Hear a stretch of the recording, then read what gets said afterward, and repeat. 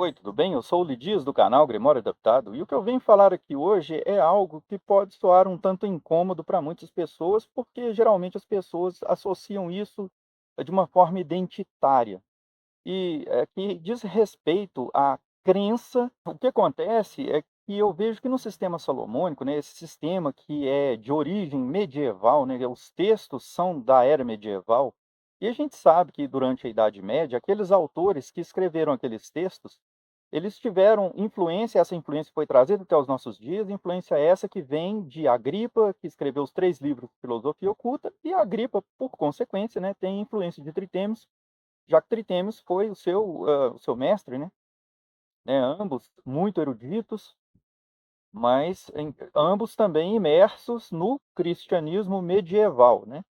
Então é algo histórico que a gente vê sendo refletido no sistema salomônico.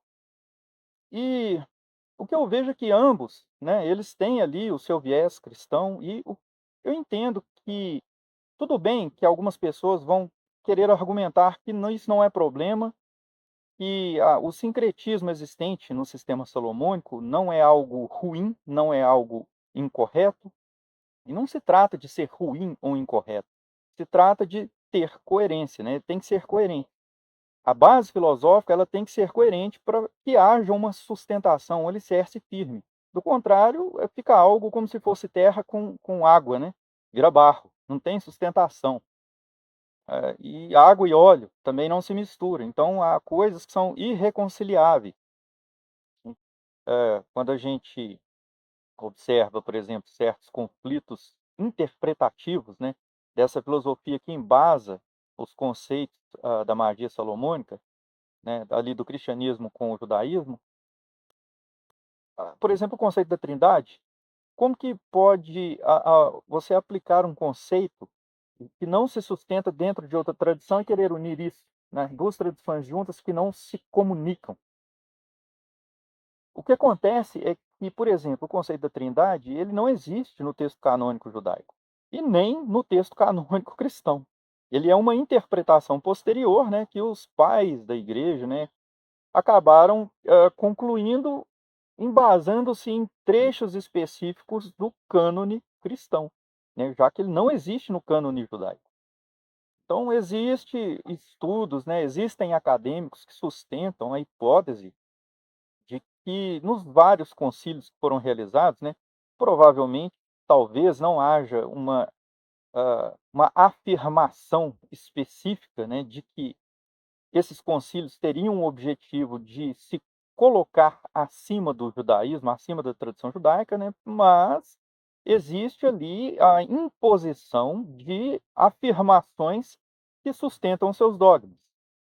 Isso por si só já constitui uma tentativa de se colocar, de se afirmar superior à tradição judaica. E por que em relação à tradição judaica? Porque o cânone judaico foi tomado dos judeus e inserido dentro desse grupo de livros, né, que foi compilado para ser ali a base daquela filosofia, a base daquela instituição, né, a base documental daquela instituição.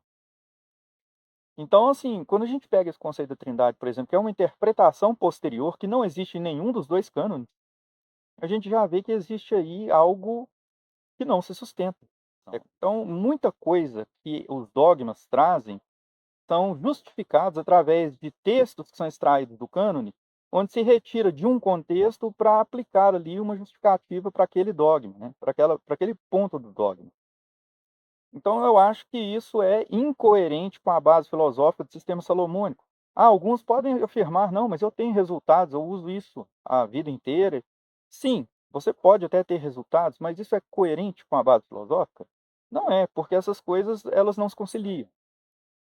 Então, isso é um dos pontos que eu trago aqui e que é uma coisa difícil de falar, porque muita gente, quando se vê confrontada com essa ideia, ela se sente agredida, né? E aqui eu não tenho o objetivo de trazer isso como uma agressão, mas simplesmente como uma elucidação de um conceito sistemático que eu interpreto que seja coerente dessa forma, né? Ou seja, fazendo uma separação de a dissociação de algo sincrético que não se conecta, né, não existe meio de conectar isso.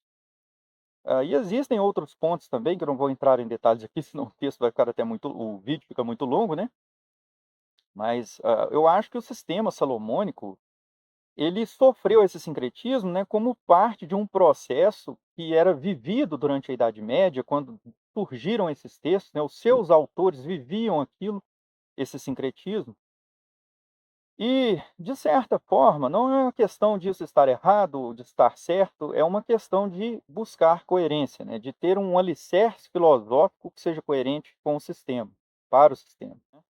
Então a ideia da trindade, por si só, já é algo que contrasta muito com aquilo que é trazido no cânone judaico, que diz que Deus é único, Deus é um. E existem aqueles que, para tentar, né, fazer ali uma justificativa de que não, né, tem a figura do Pai, Filho e Espírito Santo, por exemplo, né, o que consta na Trindade, e vão sustentar, não, porque a palavra errada, ela linguisticamente, ela traz a ideia de uma, união de algo que é composto, né, formando um. Por exemplo, um grupo de pessoas, né, é uma união de pessoas formando um coletivo que tem uma intenção, um objetivo comum. Isso seria algo que eles sustentariam para usar a palavra errado em vez de Yahid, né, que Yahid também é um. Só que a palavra linguisticamente errado é um somente, né. E aqui quando se trata, por exemplo, quando a gente vê ali no texto onde traz o Shema Israel, a oração Shema Israel, que é a afirmação do monoteísmo judaico, errado ali não se trata de um coletivo, está falando de Deus única e especificamente sobre Deus, que Deus é um, ele é único.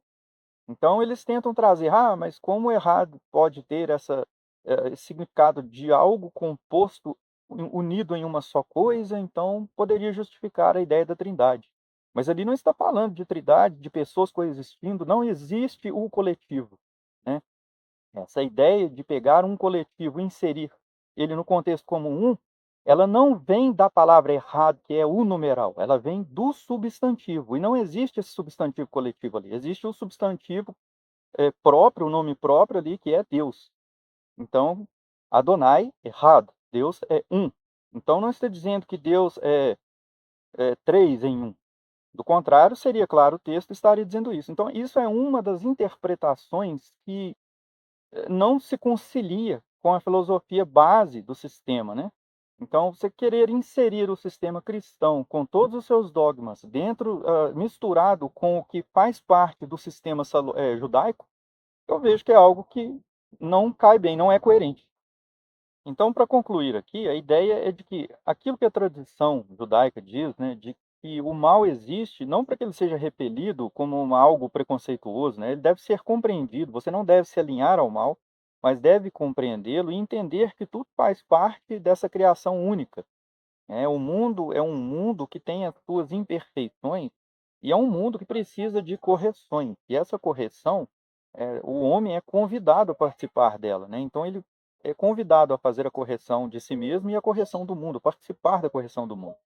Então é o Tikkun HaNefesh e Tikkun HaOlam. E a ideia é de que você não vai simplesmente repelir aquilo que é considerado negativo. O que é negativo está inserido também no mundo, né? Existe no mundo com esse objetivo, de que ele seja também, unido àquilo que é positivo, para que possa ser elevado, possa ser purificado e, posteriormente, seja reintegrado, né. Então é aquela ideia de que Deus tem em si mesmo, o bem e o mal, mas eles estão equilibrados, e o homem tem em si mesmo o bem e o mal, mas está em desequilíbrio.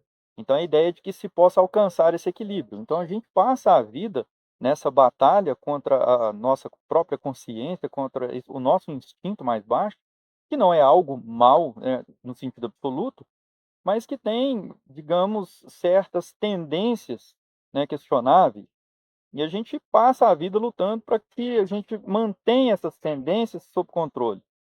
Então essa é que é a ideia. Então eu vejo que esse sincretismo, ele tem algo de positivo também, né.